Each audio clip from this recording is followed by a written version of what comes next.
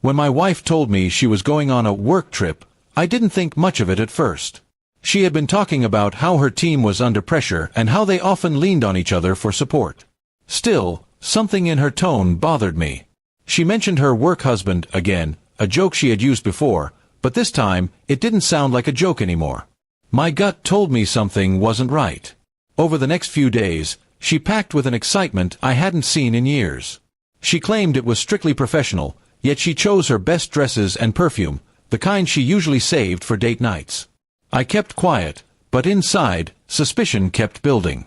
I decided to confirm the details on my own.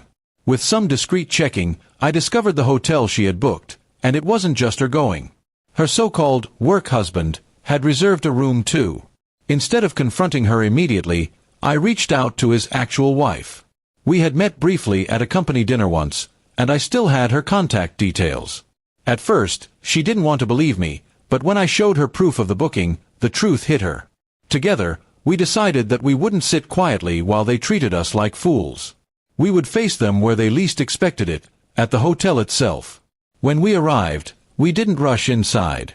We wanted to catch them in the act. The lobby was grand and filled with people coming and going. We sat quietly in a corner, waiting. It didn't take long before we saw them together, laughing, checking in at the front desk like a couple. My heart burned, but I kept my composure. I glanced at his wife. Her face was pale, her hands trembling, but her eyes showed the same determination as mine. We walked toward them just as the clerk handed them their key cards. Their smiles froze instantly when they saw us. My wife's face drained of color, and the man beside her stammered, unable to form a word. The silence around us felt heavier than anything I'd ever known. People in the lobby turned to look, sensing the tension. I didn't shout, I didn't cause a scene. Instead, I said calmly, "It looks like you both forgot to mention your real spouses are standing right here." His wife stepped forward and added, "And you thought we wouldn't find out." The shock on their faces was more powerful than any argument we could have had at home. They tried to explain, fumbling with excuses about team bonding and just being friends, but their matching luggage and the way they held each other's hands minutes earlier betrayed them. Everyone around could see the truth. They had been caught red-handed, and there was no way out. I turned to my wife and said, "If this is what you wanted, you should have been honest. But lying to me, betraying our marriage, ends here." Her eyes filled with tears, but they weren't of guilt, only fear of losing the comfort of the life we built. I felt nothing but cold resolve. His wife didn't hold back. She told him that their marriage was over and that he would face the consequences of his choices.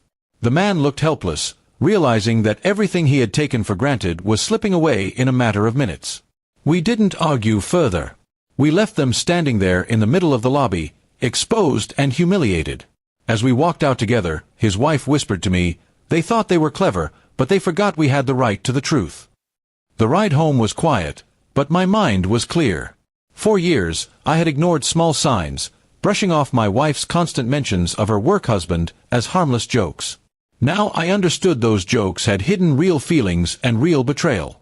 When she finally came home later that night, she begged for forgiveness, saying it had never gone too far. But to me, trust was already broken. Once someone crosses that line, there's no going back.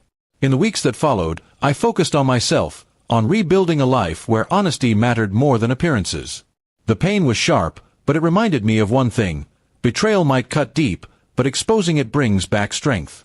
My wife lost not only my trust, but also the future we could have had. And I walked away knowing that sometimes the strongest revenge is simply showing up with the truth, at the right time, in the right place.